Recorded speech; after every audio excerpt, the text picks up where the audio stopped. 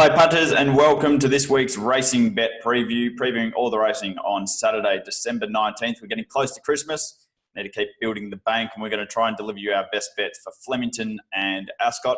I'm your host Tim Geers, joined as I am each and every week by Trent Crebbin. And Trent, tricky card at Flemington on Saturday, you were just saying?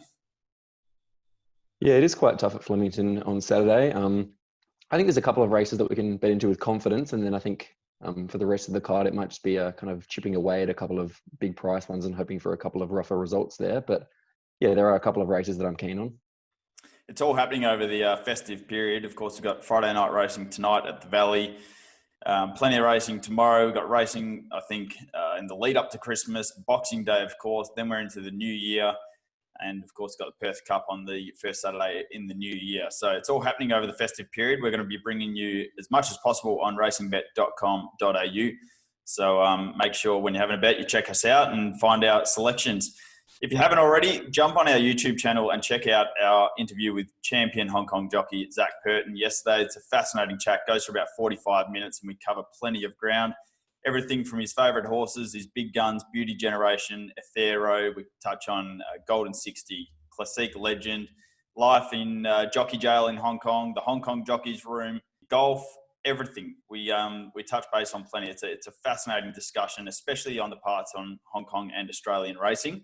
And anytime you get to listen to Zach speak about racing, it's certainly worth tuning in. So, Trent, I know you got plenty out of it, and I encourage all of our viewers who haven't already to jump on our YouTube page and take a look.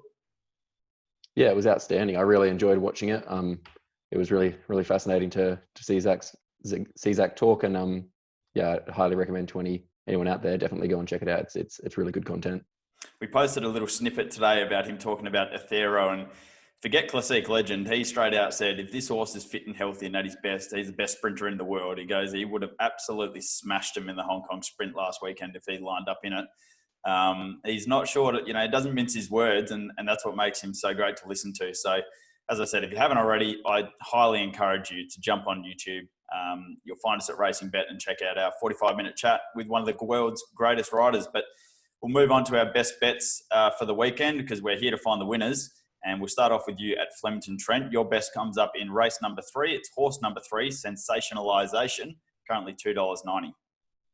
Yeah, I think Sensationalization is not just hard to pronounce, but also hard to beat there at Flemington in race 3. Ran a few good races as a 2-year-old, kind of last preparation behind some good horses. Then it returned with a dominant win, 1,300 metres at Geelong, kind of just sitting off the speed there, travelled really nicely into it and put them away quite well. That was just off the one kind of short course trial there. I think there's more to come fitness wise. Draws barrier 2 here. I think she just need a touch of luck, but I think she is kind of tactically versatile enough to settle in the first kind of 5 or 6 in the field. And I think if she can just have a little bit of luck late, I think she's going to be really hard to beat and probably one of the hardest horses to beat on the card. Yeah, I thought the market was also like a little bit wrong in this race, having Zoo Dancer as second favourite at $5. Looks short enough to me. I know she ran okay from back in the field at Moonee Valley last start, but she came off a Dunkeld maiden win prior to that. And at that price, I thought she was a little bit short. What did you think? Yeah, definitely. She kind of came out of that Moonee Valley race. There was another horse in that race, number 10, Thunder Peak, who just got too far back, was a bit held up there while Zoo Dancer kind of made a bit of an early move. Thunder Peak just sat back, got held up, and kind of the tempo of the race really didn't suit, but was really warming up late. I thought out of that race, Thunder Peak was definitely the value at around $10. You could have a saver on at that price, but definitely agree. Zoo Dancer does look short enough at around $5. Yep, I'm with you there on Sensationalization. Another horse with a obscure name is your best value bet of the day. Comes up in race number 2 on the card, the race beforehand. It's horse number 6, Zion. We think it's Zion. It was pronounced Zion in its win last start, but we're going to go with Zion. It's currently $8 for the Kieran Maher and David Eustace camp. Yeah, I think we'll go with Zion. I think he's the best kind of betting proposition on the day. Just at the price around $8, $8.50.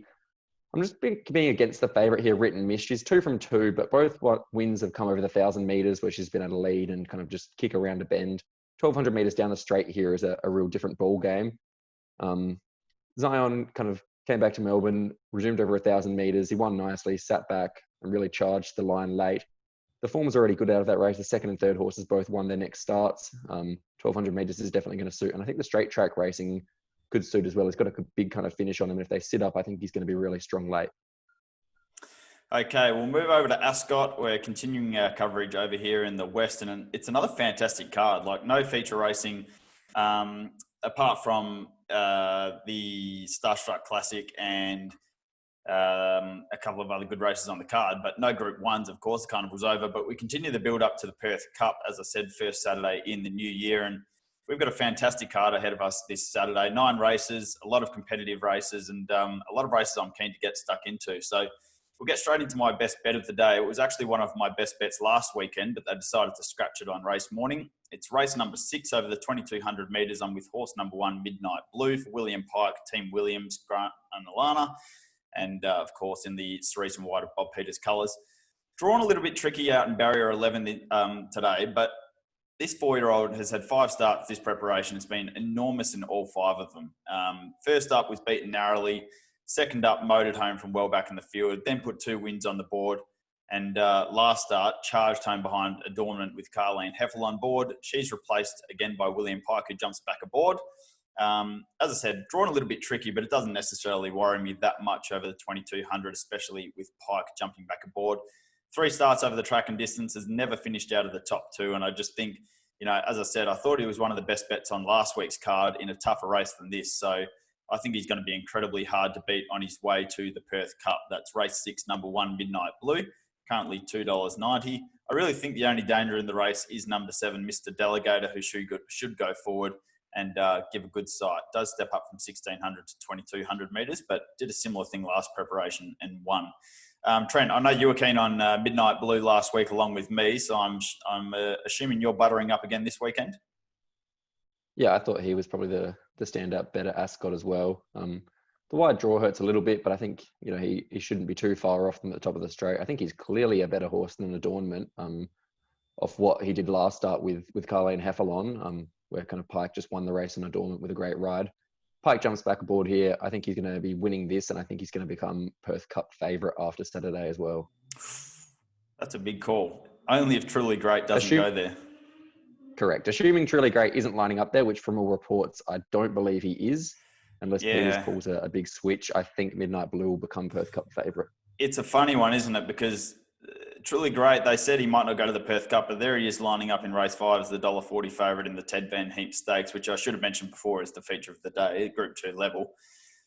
You'd think if he won that, comfortably, I'd be surprised if they didn't send him to the Perth Cup, but it's very hard to predict what this set of connections is going to do. They often pull a Swifty with things such as this, so I wouldn't be charging into the all-in markets, that's for sure. My best value bet on the card comes up in race number 8. Now, I actually made this mare my best value bet last time she went around first up, and it's horse number 6, Prim and Proper, for Lou Luciani and Jason Whiting. As I said, I made her my best value bet first up from a spell, but she had no luck at all. She was back in the field, 4 wide, no cover throughout, and tailed off to finish second last. Forgive her for that. I think she's much better than that, obviously. No luck, doing it tough. And it's worth noting that horse was run by was won by Zeeble, who just gets to the front, charges along. So it wouldn't have been easy first up 1,100 metres, sitting 4 wide off a brutal tempo.